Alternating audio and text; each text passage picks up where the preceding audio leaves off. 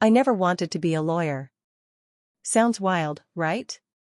Standing in a tailored suit, clutching a briefcase stamped with Harper & Sons, Chicago's legal powerhouse, I look like I was born for this. But it's a mask. To the world, I'm Daniel Harper, the youngest partner at 30, son of legal titans Richard and Evelyn Harper.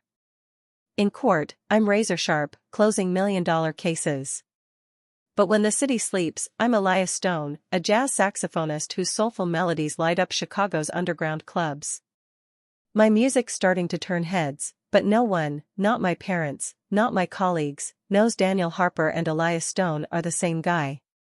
This morning, I stood in the gleaming marble lobby of Harper & Sons, where a new bronze sculpture was unveiled for the firm's 50th anniversary. It's abstract, all curves and flow, meant to scream justice. My father, senior partner, scoffed, $500,000 for this twisted junk? We could have funded a whole case. My mother, Judge Evelyn Harper, frowned. It's chaotic. Clients need focus, not art. I bit my tongue, forcing a neutral nod. What they didn't know. I composed the jazz track playing softly at the unveiling, recorded anonymously by a local trio. Those notes, gritty, alive, were mine. By day, I'm the Harper heir, acing trials, shaking hands with CEOs. By night, I slip into a Wicker Park studio, swap my tie for a saxophone, and let my soul breathe. Elias Stone's music isn't just a side gig, it's my heartbeat. Last month, a track I dropped hit a local jazz chart. A club owner begged me to headline, but I said no. Too risky. If my parents found out, they'd call it a betrayal of their legacy. The kicker? The firm's new Art of Justice campaign, meant to make us look less corporate, used my music in their promo video. I stood there, hearing my own saxophone wail through the lobby, while my parents trashed the sculpture. They had no clue their son was the artist behind the sound. My chest tightened with the irony. How long can I keep this up, juggling their expectations with the music that sets me free? One wrong note, and this double life could crash. Stick with me, this is just the start of a story about chasing what makes you alive. 10 years ago, I was 18, standing in our Chicago penthouse, clutching a letter that could have changed everything. It was an acceptance to Berklee College of Music, a full scholarship for jazz performance. My fingers shook as I read it, my heart pounding with a mix of joy and dread. I'd been playing saxophone since I was 12, sneaking into jazz clubs, teaching myself to mimic legends like Coltrane and Parker. Berklee was my dream, a chance to live for music. But I knew what was coming when I showed my parents. My father, Richard, sat in his leather armchair, flipping through a legal brief. My mother, Evelyn, was reviewing case files for her next court session. I stepped into the living room, the letter crinkling in my hand. Berklee offered me a full ride, I said, voice cracking but hopeful. They said my improv has a voice they've never heard before. My father didn't look up. He folded the letter without reading it. You're going to Northwestern Law, Daniel. Like we planned. Music's a hobby, not a life. His voice was calm but cut like a blade. My mother glanced at me, her eyes cold. You've been pre-law since high school. Perfect LSAT scores, accepted to Northwestern. You're not throwing that away to play in bars. I tried to argue. This isn't just playing. I'm good, Mom. They picked me out of thousands. I want to create, to work with musicians who get me. My father's gaze turned icy. You think music's a career? Look at your cousin, Tom. Chased a band, now he's bartending, broke. That's your future? I clenched my fists. I'm not Tom. I have passion, purpose. I can't give that up. My mother's voice was final. We've invested everything in your legal future, Daniel. We don't fund dreams. That night, under the glow of Chicago's skyline, I felt my future slip away. The cherry blossoms outside our window were fading, just like my hope. I declined Berklee, enrolled at Northwestern, and buried my saxophone in the closet. But music wouldn't let me go. Late at night, when my parents thought I was studying torts, I'd sneak to a tiny jazz club in Logan Square. There, I played under dim lights, pouring my frustration into every note. That's where I became Elias Stone, Elias for the prophet who spoke truth, Stone for the weight of the life I was trapped in. I started recording tracks on a cheap laptop, sending them to local clubs under my alias. One night, a club owner, Lena Carter, emailed back, "Your sound's got soul, Elias. Send me 3 more tracks. Let's talk." I was stunned. It was the first time someone saw me, not the Harper heir, but me. From then on, I lived 2 lives, law student by day, musician by night. I'd study contracts, then slip away to jam sessions, my saxophone case hidden in a duffel bag.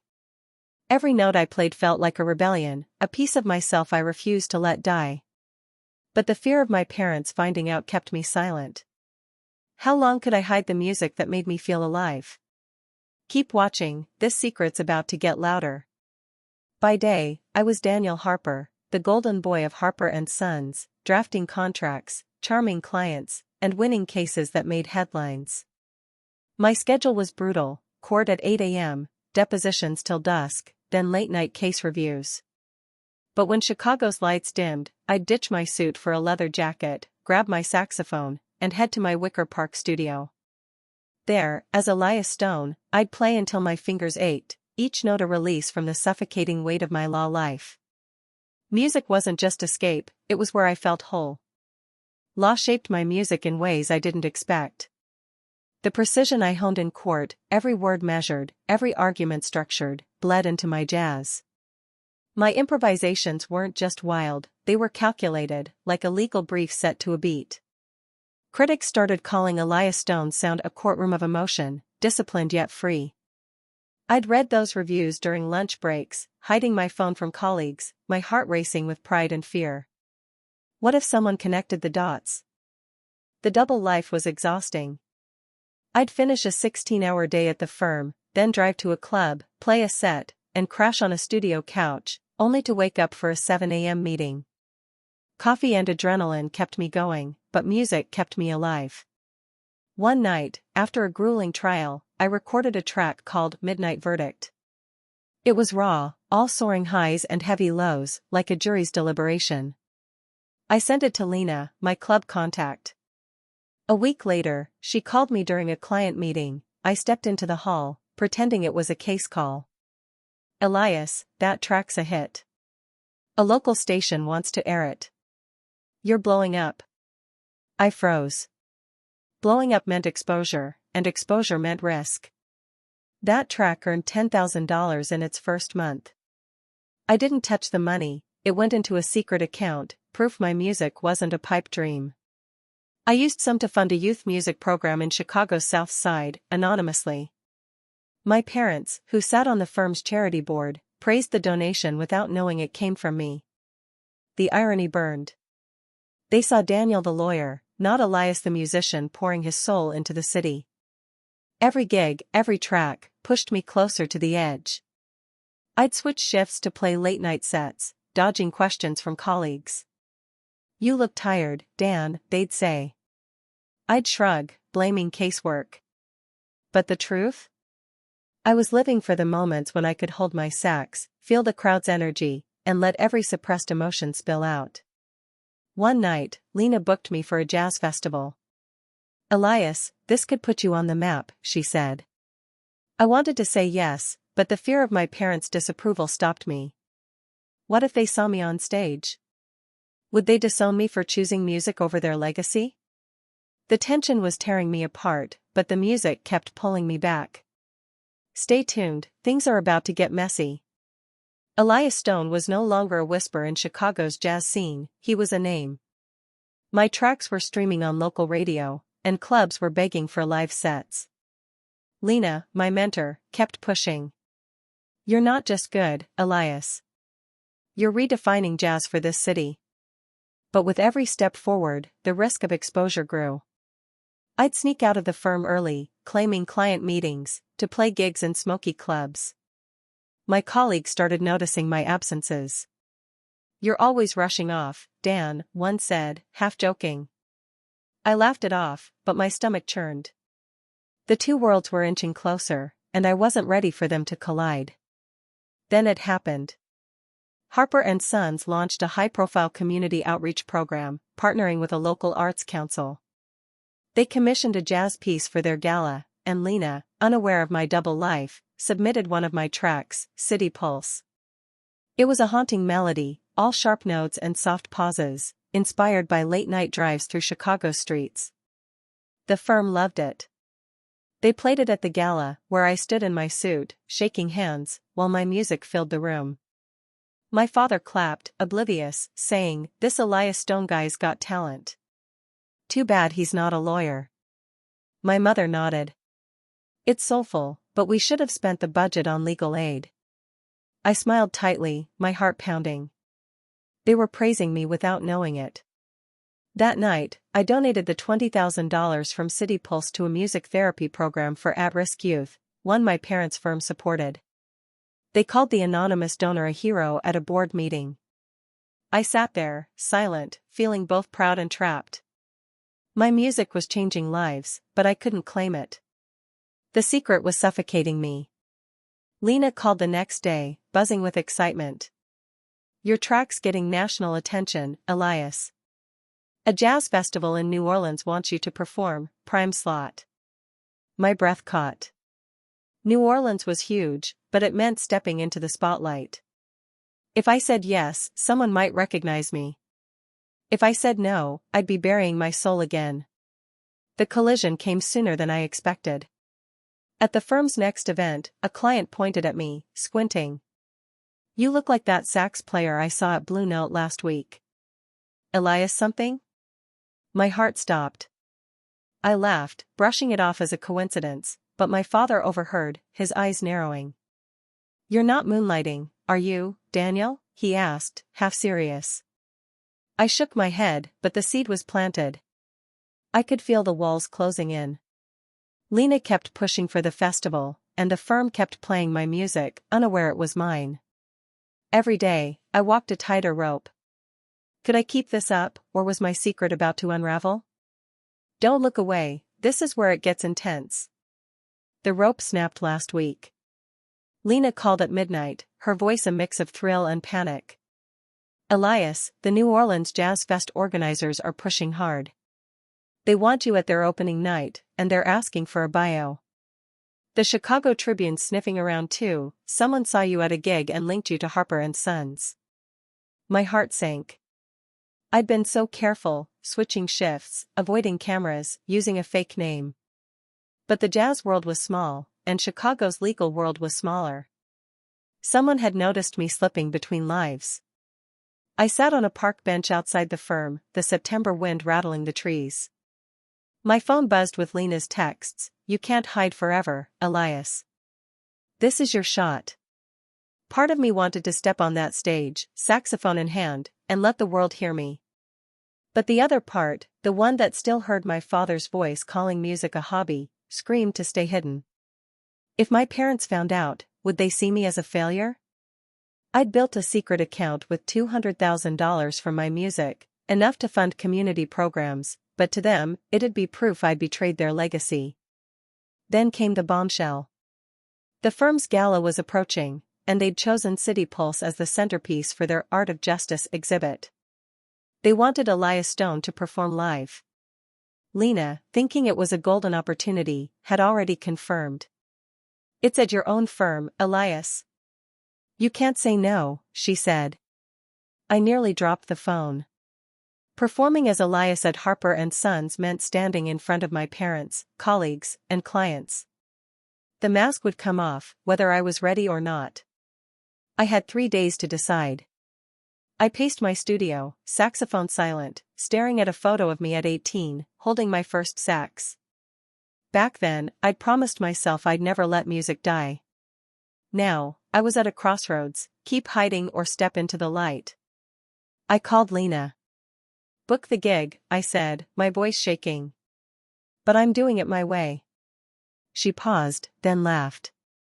"That's my Elias." The gala was Friday. I spent every night practicing, not just music, but what I'd say when the truth came out. My double life was about to end, one way or another. Hang on tight, the stage is set, and the spotlight's waiting. Friday night, the Harper & Sons gala buzzed with Chicago's elite, lawyers, judges, clients, and my parents, standing tall in the firm's ballroom. The stage was set with a spotlight, a microphone, and my saxophone, gleaming like a confession. Lena gave me a nod from the sidelines, her eyes saying, "You've got this." I wore a black suit, no tie, my lawyer's polish swapped for something rawer. The crowd didn't know Elias Stone was about to perform, and they definitely didn't know he was me. The host stepped up. "Ladies and gentlemen, tonight we celebrate justice and art with a performance by Elias Stone, whose City Pulse has defined our campaign." Whispers rippled through the room. I took a breath, grabbed my sax, and walked into the light. The crowd hushed as I played, notes sharp and soulful, cutting through the room like a verdict. My parents sat in the front row, my father's arms crossed, my mother's eyes curious but clueless. The final note lingered, and the room erupted in applause. I gripped the microphone, heart hammering. "My name is Daniel Harper," I said, my voice steady despite the storm inside. "And I'm also Elias Stone." Gasps echoed. Cameras flashed like lightning. My father's face froze, my mother's hand flew to her chest. "The music you heard tonight, the track you praised, it's mine.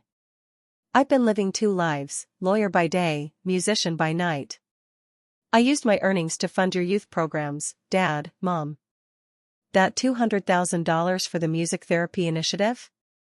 That was me." The room went silent, then murmurs grew. My mother stood, her face pale. "The community program, that was you?" I nodded. I'd donated over $500,000 to Chicago's kids, all from my music. My father's eyes softened, just a fraction. I turned to the crowd. "This next piece, Two Roads, is for anyone torn between who they are and who they're expected to be." I played, the sax weaving a story of struggle and freedom, notes colliding like my two worlds. The crowd cheered, but I only cared about two faces. My parents didn't clap, but they didn't leave either. That was enough, for now. The truth was out, and there was no going back. Keep watching, the fallout's next. The gala changed everything. Headlines exploded, "Young lawyer is jazz star Elias Stone." My parents didn't speak to me that night, but the next day, my mother showed up at my studio, holding a coffee and a hesitant smile. "I listened to Two Roads again," she said, glancing at my saxophone. "It's you. I didn't see it before."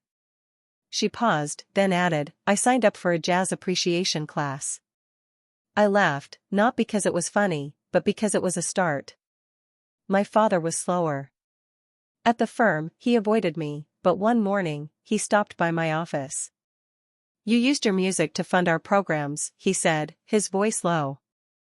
"I taught you to argue cases, but you argued for something bigger." It wasn't forgiveness, but it was close. Colleagues treated me differently, some with awe, others with skepticism.